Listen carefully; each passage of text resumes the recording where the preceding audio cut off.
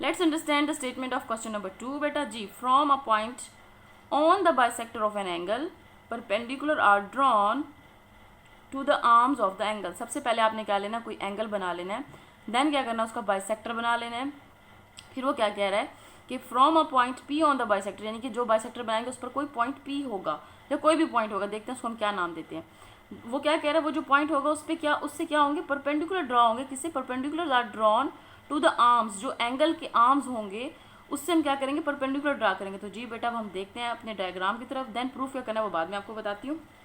जी बेटा जैसे कि यहाँ पे आपको नज़र आ रहा होगा, क्वेश्चन नंबर 2 की तरफ आप लोगों ने देखना है, 1 को नहीं देखना जी। ये क्वेश्चन नंबर 1 यहाँ पर ख़त्म हो गया था, यहाँ से क्वेश्चन नंबर 2 स्टार्ट हो रहा है। तो देखें क्या कह रहा है वो इसमें, गिवन में वो क्या कह रहा है, any point P is on.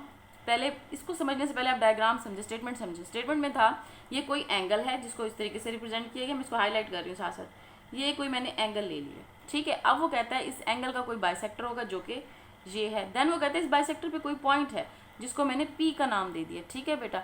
अब हमने क्या करना था, इससे हमने क्या ड्रॉन किया, वो कहते हैं आर्म्स पर परपेंडिकुलर ड्रा किया। अब एंगल के आर्म्स क्या होंगे, ओ ए और ओ बी एंगल के आर्म्स है। इससे जो हमने परपेंडिकुलर ड्रा किया वो क्या है, पी आर और पी क्यू। यही उसने कहा था कि परपेंडिकुलर ड्रा करें।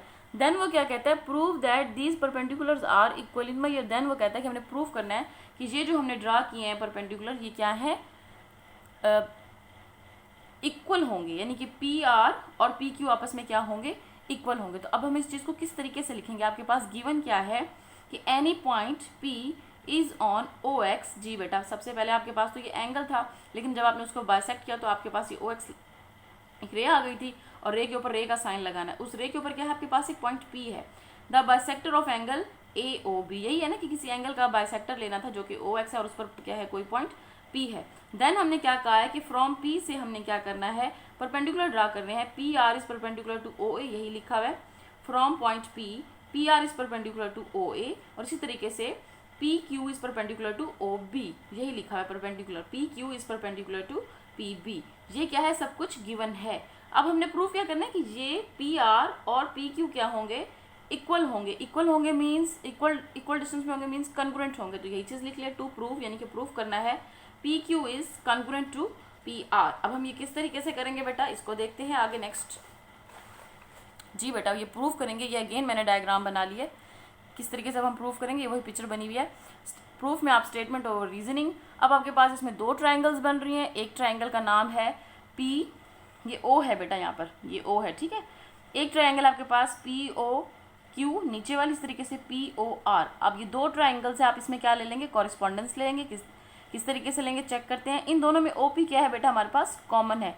वो इस ट्रायंगल के साथ भी है, ओपी इसके भी साथ है, तो आपने लिख दिया OP is congruent to OP, जो कि है कॉमन साइड है दोनों की। जी नेक्स्ट क्या है कि पी क्यू ओ, अब ये वाला एंगल देखें, P angle P Q O is congruent to P R O. अब ऐसा क्यों है, देखिए इस पे भी 90 का एंगल है, इस पे भी 90 का एंगल, क्योंकि हमने खुद से परपेंडिकुलर ड्रा की थी, क्योंकि उसने हमें कहा था कि आप परपेंडिकुलर ड्रा करें। तो ये जब परपेंडिकुलर ड्रा किए तो डेफिनेटली वो क्या होंगे, दोनों 90 के एंगल होंगे, तो वो क्या हो जाएंगे, एक दूसरे के कॉन्ग्रुएंट होंगे, क्योंकि दोनों 90 के हैं। तो आगे हमने यही लिखा हुआ है कि each is equal to 90 degree, ये गिवन था। नेक्स्ट इसके बाद हम क्या कह रहे हैं कि एंगल पी ओ आर, पहले तो हमने किया है पी क्यू के साथ किया था ये 90 के एंगल, लेकिन वो कह रहा है कि P O R is congruent to P O Q. अब ऐसा इसने क्यों कहा है, क्योंकि हमने कहा था कि हमने बाइसेक्शन करनी है एंगल की, तो हमने स्टार्ट में ये बाइसेक्टर ड्रा किया था ना, तो डेफिनेटली बाइसेक्टर ड्रा किया है तो 2 बराबर हिस्सों में तकसीम हो गया। तो ये जो एंगल ओ होगा ये दोनों का क्या होगा, सेम होगा, कॉन्ग्रुएंट होगा, और ये क्या था, गिवन था, तो ये लिख लिया। तो अब हमारे पास 3 एलिमेंट्स आ चुके हैं, वो जो कॉन्ग्रुएंट ट्रायंगल हम प्रूव करते थे, एक साइड आ गई और 2 एंगल आ गए, जिसके बिहाफ पे हम क्या कहेंगे, जो हमने कॉरिस्पॉन्डेंस ली थी ट्रायंगल्स की, ये क्या हो जाएंगी, कॉन्ग्रुएंट। तो ये हमने लिख लिया कि पी और आर जो हमने स्टार्ट में ली थी उसी को लिख दिया कि ये क्या है, कॉन्ग्रुएंट है। और कौन सा पोस्टुलेट बन रहा है, ये एक साइड है और 2 एंगल, तो side angle angle is congruent to side angle angle, जिसके बिहाफ में मैंने आपको बताया था अगर 3 प्रॉपर्टीज फुलफिल हो जाए तो पूरी की पूरी ट्रायंगल कॉन्ग्रुएंट है। अगर पूरी की पूरी ट्रायंगल कॉन्ग्रुएंट है, इसका मतलब दोनों ट्रायंगल्स कॉन्ग्रुएंट हो गई हैं, इसका मतलब है इसकी तमाम तर साइड्स और तमाम तर एंगल्स क्या होंगे, कॉन्ग्रुएंट होंगे। उसके बिहाफ पे हम कह देंगे कि ये जो पी आर और पी क्यू और पी आर भी क्या होंगे, कॉन्ग्रुएंट। और यही चीज़ हमने प्रूव करनी थी। और ये क्या है, corresponding sides of a congruent triangle, क्योंकि हम प्रूव कर चुके हैं ये कॉन्ग्रुएंट ट्रायंगल है, तो इसकी जो कॉरिस्पॉन्डिंग साइड्स होंगी ये भी क्या होंगी, कॉन्ग्रुएंट। और यही हमने प्रूव करना था। आई होप बेटा क्वेश्चन नंबर 2 भी आपको समझ आ गया होगा, लेकिन कोई भी इशू हो तो डिस्कस कीजिएगा। Thank you.